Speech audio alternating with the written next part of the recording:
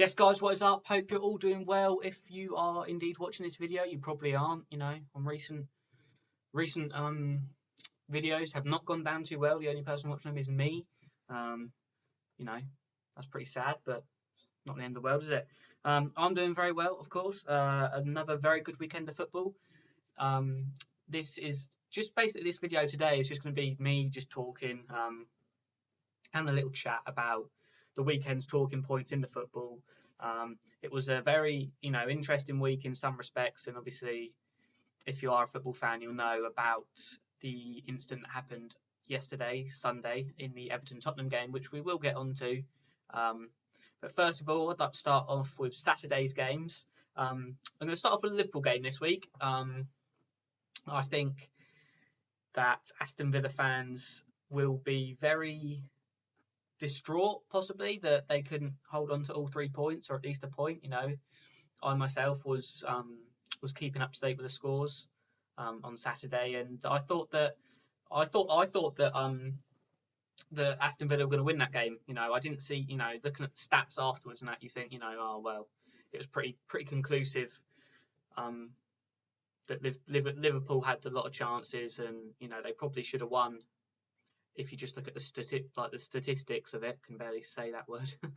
But I think that Villa at home are tough to beat. They got the big ground, all the fans are there, and yeah, they just are tough to beat. So I don't think that going into it, Liverpool would have thought, oh, this is an easy game, because it's not. But obviously, I think it was Trezeguet scored the goal for Villa and set them going, and then I think after that they just defended and tried to hit Liverpool in the counter attack, which in the past has proven to be a very good sort of way of trying to beat Liverpool. And also, like, Liverpool didn't have the best of games. I think, even though they had a lot of this the possession and the chances compared to Aston Villa, I think if you ask anyone who watched the game, they didn't play at all like they can. Not saying that that's why Villa had the success they did. They obviously had to still go and do it, but Liverpool weren't at the races on that game. The VAR as well has been an enemy of Liverpool recently. I'm going to do a video, I think, on just VAR decisions against Liverpool and the controversies. You think back to the United game a weekend or a couple of weekends ago, and even beyond that as well, it has been difficult, and the goal, I think if anyone sees the goal that was disallowed because of VAR, Roberto Firmino's goal, you got to look at it and think that, how is that offside? I think someone really, like, from the decision making, I don't know who was the officials on the day, but they really do need to come out and say why that was offside, because that was clearly onside. And if anyone can sit there and tell me it was offside, then fair play, I'm in the wrong. But to me, that is a stonewall goal, a perfectly good goal. That would have been 1-1 going in before half time. It was disallowed for offside. It wasn't offside. Even like the line that they drew, like when they have the VAR, they draw the line. The line wasn't even in the right place. Anyone that can seriously sit there and tell me that was offside, fair play, because maybe the Aston Villa fans might be saying that it was offside. I don't see how they can. I really don't see how they can say that was offside. I feel like I've said offside quite a bit in the last minute or so, but and yeah, I mean, I think towards the end of the game, it was just Liverpool were pushing and pushing. Villa had a few sort of slight counter attacks that you thought might, they could have got another goal, but in the end, the goal came from Andrew Robertson. That was it. I had a complete memory blank then. It was Andy Robertson, the Scottish left back for Liverpool. It was a great cross from Mane. It was a good goal. And then obviously in the 90, I think it was the 94th minute, I might be wrong, it was definitely an added time in the period added on by the ref that they got the second goal, the Mane header. I don't think you could argue and say Liverpool didn't deserve to get something out of the game because of the stats. Like, look at the stats; it's clear to see. But you know, I think, you know, if you're an Aston Villa fan, you will feel quite disappointed with it, but they put in a good performance, so you know, it was good for them. Uh, On to the City game, one that I was thinking was, you know, it was going to be Liverpool and City could have lost. You know, they both going in at half time, both losing. Um, and you know, it's like Southampton coming off they lost 9-0 to Leicester. Obviously, they had the man sent off. But yeah, and I think it was Ryan Bertrand got sent off in that game. They go into the Etihad, definitely 100% not the place you want to be going to after you've just been absolutely hammered 9-0 in the game before. And they went there, and the goal came. It was a mistake from Ederson, and I think the mistake wasn't really sort of focused on by people. It was just the fact that you know, City went on to win the game, but I think people need to look at the fact that you know, it was a mistake that led to a goal. I think certain goalkeepers seem to get away with these things. There's not a lot of coverage on it, whereas obviously other goalkeepers, you know, every time they make a mistake, it's plastered everywhere, all over the news. You know, people saying stuff and that, and I think it's unfair to some goalkeepers, because you know, I think being a goalkeeper, you can make a mistake and it always most definitely leads to a goal. You know, one of those critical mistakes. You know, the outfield players make mistakes all the time throughout the game and nothing happens. You know, but if you're a goalkeeper and you make a mistake, like, that's it. You know, it's more than likely going to be a goal, and it's a tough place. I would assume, being a goalkeeper, much harder than being on the outfield, because if you're outfield, you make a mistake, someone can sort of come around and recover the ball and help you out. But the goalkeeping position is just you. So if a mistake is made, then that's it. But you know, Southampton scored. Ward-Prowse, good following in from the shot. The only ones that seemed to be on alert to what was happening, and made the run through and got on the end of it and scored. And then, of course, going in at 1-0, I'm still thinking City's going to win this game. And that's no disrespect to Southampton, but it's just Man City. I think in this division, they are literally a cut above everyone. They just are. You know, we've got the players they've got, with Guardiola's manager, and you know, the backroom team and that, and the money. You know, they are above everyone in the Prem, I think. You know, people may disagree. You know, Liverpool fans probably will be saying, "No, look at the table." I don't think it's going to end up like that at the end of the season. Just to reiterate, I don't support either of them, as you can see up there. I'm a Derby County fan, so you know, I'm not being biased here. You can, about any of these views I'm gonna be saying, it's not bias. You know, I don't have any problem with any. You know, I'm a Derby fan. You know, I suffer enough on a Saturday without, you know, getting involved in Premier League drama. But yeah, I mean, you know, City scored. Aguero, it was Kyle Walker, good bit of work down the side, and got the cross in, and Aguero scored. And as soon as he scored, you knew that they were going to win that game. You know, it would have taken a brave man, or a brave person, in fact, to say that I think Southampton gets that out of this game and stick to it, especially after the goal. And yeah, the goal from Walker, he got a goal and got an assist. So, you know, and a lot of people saying, you know, he's having a tough season, Walker. You know, he didn't get an England team recently. He wasn't selected for the first time in God knows how many years, and he struggled for City. I think, you know, I don't think I'm in the wrong in saying that he's had a tough time, but especially with Cancelo coming in, I think they bought him from Juventus for like 50 odd million or something. I might be wrong. Correct me if I am in the comments. If you're watching this, which most likely you aren't, as I touched on at the start of the video. But yeah, I mean, so he did well. Just quickly, I wasn't going to talk about this, but I just, you know, United. I think I'm going to do a video on United, because it is a very interesting situation that they're in at the moment. They lost again this weekend to Bournemouth, another away loss. Just thought I'd bring it up. I think I am going to have to do a video on it, you know, with the whole Solskjaer and what's going wrong.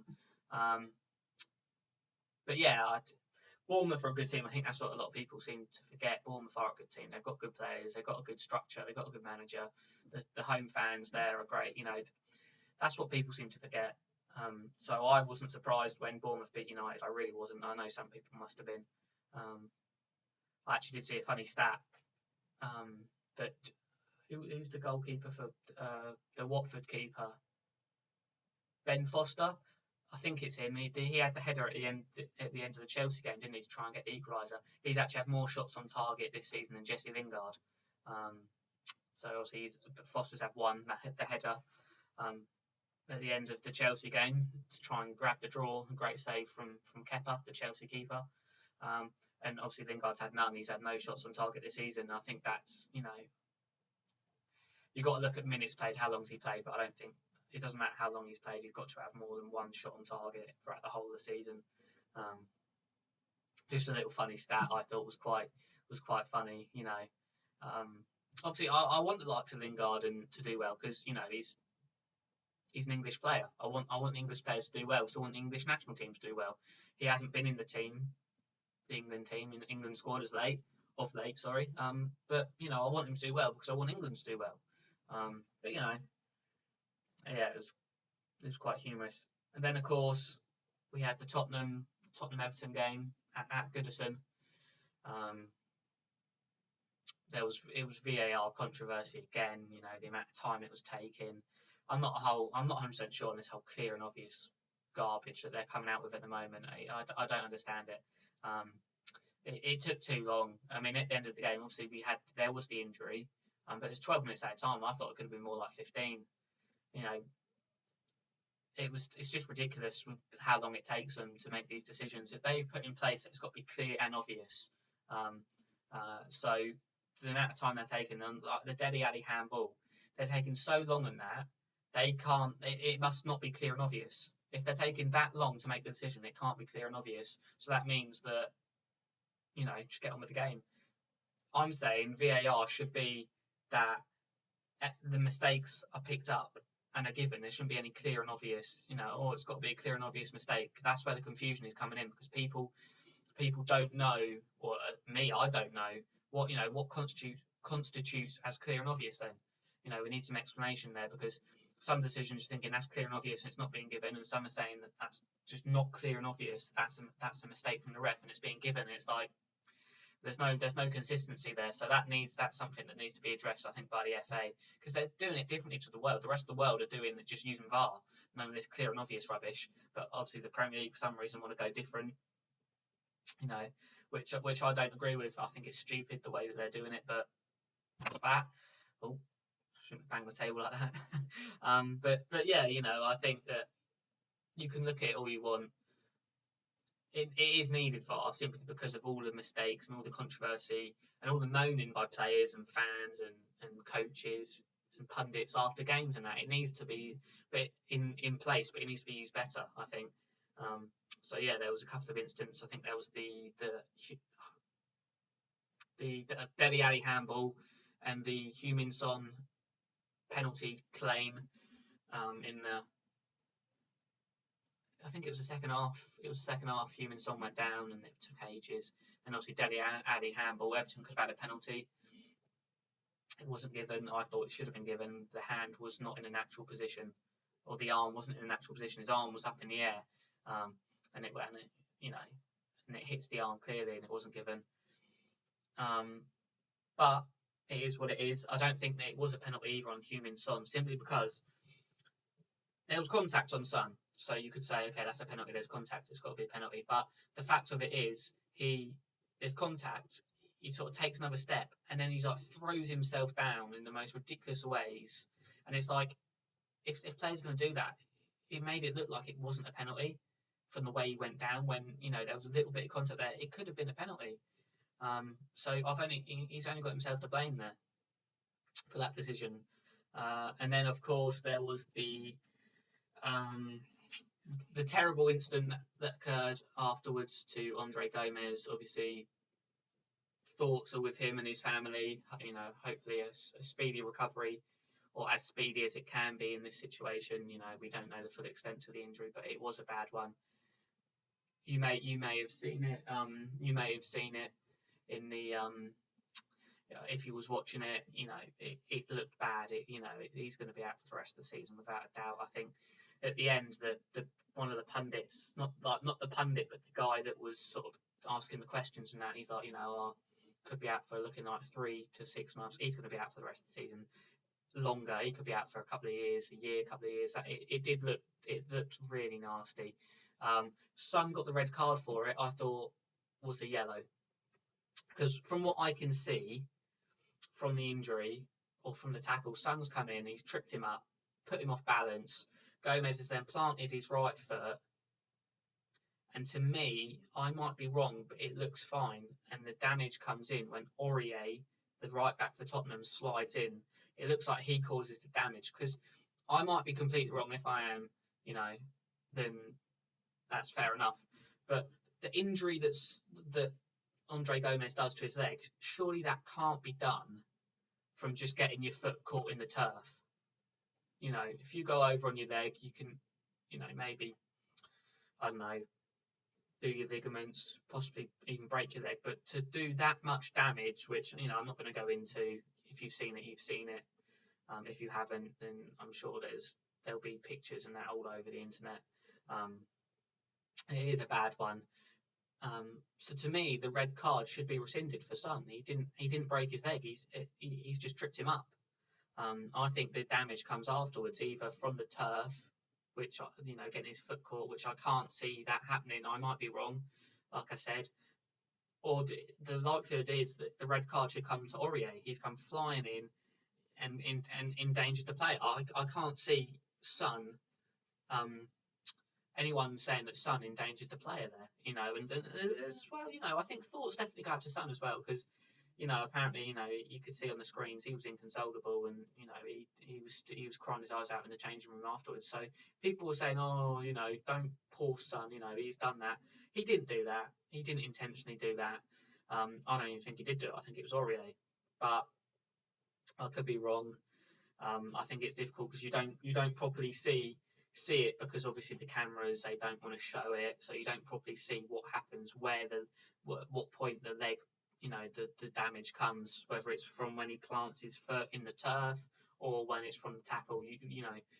So I might be wrong, but from my perception it looked that way. But is what it is. And like I said, I think at that point the football's irrelevant. I know Everton got a late equaliser and it was 1-1, cancelling out Dele Alli's goal earlier on in the half, but I think at that point football was relevant. We've got to make sure that Andre Gomez is all right, and hopefully he recovers and comes back, because he's a cracking player. There's no doubt about it. He's one of Everton's best players when he's performing. Last season he was, and it's a hammer blow for Everton because they are struggling, and he's the type of player that they could do with. I think he's been injured already earlier in the season. He hasn't been playing. I haven't seen him playing as much for Everton. I can only guess he's been injured because, like I said, he's one of their better players, if not one of the best players that they've got in that central midfield role. Definitely. So, like I said, thoughts go out to Dele Alli. Completely getting confused now. It's been about 20 minutes. But yeah, thoughts go out to Andre Gomez and to Son, of course, but definitely to Gomez. Hopefully, hoping him a speedy recovery back to health, and hopefully see him on the pitch as soon as possible. Back on the pitch, that would be great. If you have watched this, I'm sure you haven't. If you have, if you've enjoyed it, like the video. If you haven't, dislike it. Doesn't matter to me. Tell me why you didn't like it in the comments. Put your opinion on some of the stuff I've talked about. I'd love to hear your opinions in the comments. If you want to see more content like this, just me filming on a complete brick of a camera in my bedroom, just talking and just, then subscribe, and hopefully you'll have a good day, and I'll see you soon. Cheers, guys.